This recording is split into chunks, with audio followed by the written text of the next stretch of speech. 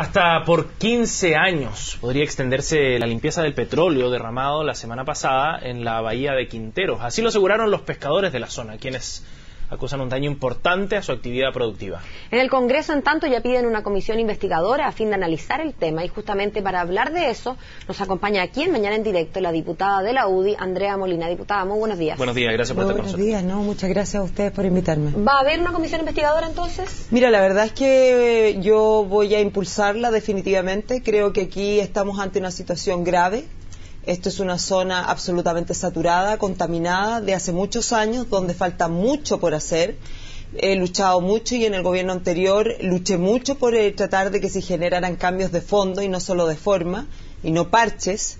Y voy a seguir luchando en este gobierno y en los que vengan mientras yo esté en política, porque considero que no se pueden enfrentar estas zonas como se han enfrentado. Pero, diputada, ¿por qué una comisión investigadora? ¿Será esa la manera más idónea y no desde alguna investigación desde lo Ejecutivo, desde el Ministerio del Ramo o desde entonces de la Justicia? Por supuesto, o sea, hoy día tiene que generarse desde la justicia, y lo que he pedido es que la encabece el Consejo de Defensa del Estado, sin duda alguna, y por sobre todo que nos dé garantía al Consejo de Defensa del Estado que se va a hacer una investigación como corresponde y que no se va a dar lo que se dio en el sur del país, cuando también se generó un derrame a partir de NAP, si no me equivoco, en Talcahuano, y que finalmente se bajaron las multas y quedó todo en una nebulosa. Eso para mí es fundamental, y para la gente que nos está viendo en la zona y que están absolutamente informados de que hoy día, claro, NAP es quien recibe el petróleo, pero detrás de NAP hay muchas empresas. ¿Y de quién fue la responsabilidad acá, diputada? Aquí nosotros lo que estamos haciendo es investigar y levantar toda la todo lo que ha pasado desde el minuto cero, desde que atraca, ¿no es cierto?, ese buque, de quien recibe el buque, porque según entiendo el capitán supuestamente del buque entrega, ¿no es cierto?, el barco entrega el mando a otro para que se haga cargo de lo que es la conectividad, ¿no es cierto?, conectar el barco hacia los tubos donde supuestamente se saca este petróleo, se extrae, cómo lo aferran, ¿no es cierto? Y ahí es donde pasa este accidente, que ya hay algunas versiones, pero las versiones que he recibido han sido netamente orales o por teléfono, y lo que estoy haciendo en este minuto, y yo lo que ya hice, fue generar todos los oficios a todos los organismos que a mí me interesa que me informen lo que ha ocurrido desde el minuto en que se generó el derrame hasta el día de hoy. Eso queda registrado, y los daños. Debe estar registrado como protocolo de operación. Por supuesto, la Directemar, de lo que es la Superintendencia, lo que es el Seremi de Salud, Seremi de Medio Ambiente, y así un montón de otros organismos que para mí son relevantes que nos entreguen la información. Diputada, una cosa son las medidas que se vayan a tomar tras las investigaciones que pueden durar tiempo, pero ¿qué pasa con los pescadores hoy o ayer o mañana? Pescadores que no están pudiendo salir a la mar, que no están pudiendo realizar su actividad, que además ven en riesgo, si es que fueran, sus aparejos podrían contaminarse y quedar inutilizables hacia el futuro. ¿Qué pasa con la actividad económica, con la plata que necesitan ellos día a día? Bueno, la verdad es que ellos ya estaban en una condición tremendamente compleja, porque es una zona, como te digo, contaminada, una zona donde tú no puedes llegar y salir y tomar en las redes montones de peces, ¿no es cierto?, o mariscos, moluscos, y sobre todo que algunos están en veda.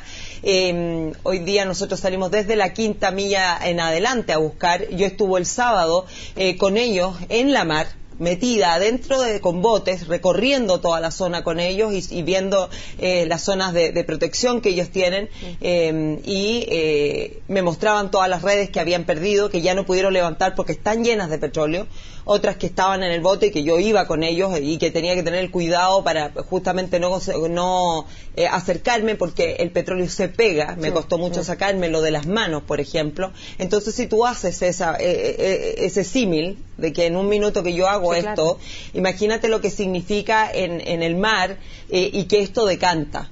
Nosotros no sabemos cuánto petróleo ha decantado, porque se nos ha planteado que es un tipo de petróleo que no genera tanta contaminación como otros. ¿Quién se los ha planteado? Dentro de lo que está dando vuelta en los diferentes organismos. Hoy día no hay ninguna certeza de que no esté en el fondo del mar, que no esté generando un daño gigantesco, y por eso se habla de 15 años. Ahora, como tú decías, los pescadores han dejado de recibir, ¿no es cierto?, recursos, porque sus redes se echaron a perder, la mayoría de ellas. Por otro lado, las redes que levantaron traían 2 peces. porque los peces inmediatamente escaparon. Sí, claro. Este es un minuto donde empieza a entrar algún tipo de especie o de peces a la zona, o algunas. Entonces para ellos era tremendamente importante esta época, y hoy día están tratando de sacar el petróleo que hay con mangas que le entregó la misma ENAP, y ellos están saliendo a la mar con todas estas mangas. Ahora, claro, pero nadie les paga por sacar petróleo, ¿sí? Se lo pregunto porque realmente me preocupa. Yo creo que ellos están hoy día... el sustento diario. Sí, por supuesto, a mí también. Yo creo que hoy día ellos están en una condición donde están ayudando de alguna manera a poder generar la limpieza, y por eso ellos estarán recibiendo, ¿no es cierto?, algún dinero diario. Una suerte de remuneración. Por mientras, para que ellos también tengan algo para comer, ¿no es cierto?, sí. El sustento, claro. Mientras pasa esto. Ahora, yo creo que es fundamental también plantear que los primeros días vimos mucha gente, pero el día que yo llegué estaban solo los pescadores, y el petróleo seguía dando vueltas. ¿Cómo evalúa usted el rol que ha tenido ENAP en todo esto?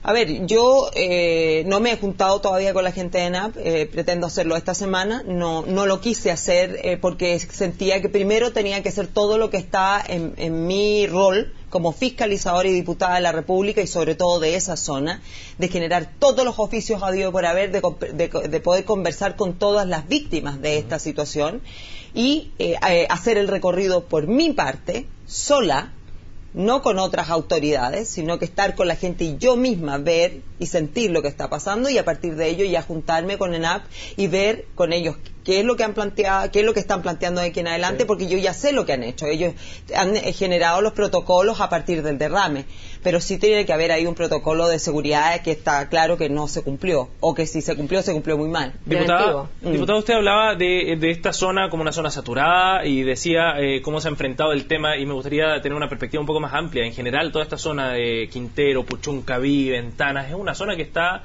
botada, como entregada en definitiva a manos de privados, con niveles de contaminación altísimos. Hemos visto episodios similares en La Greda, de otro tipo de contaminación. Venimos muchos años hablando de esta zona. Exacto, es un problema mucho más amplio. ¿Cómo se puede enfrentar eso? Quizás aquí hay un momento para abordar el tema de otra forma, de fondo. Mira, yo siempre lo que he pedido es que estas zonas, no solamente la nuestra, sino zonas del sur del país que están tremendamente contaminadas por otras vías, por ejemplo, la leña, y que están saturadas también. Primero que todo, deben tener un protocolo de emergencias como lo tiene la región metropolitana.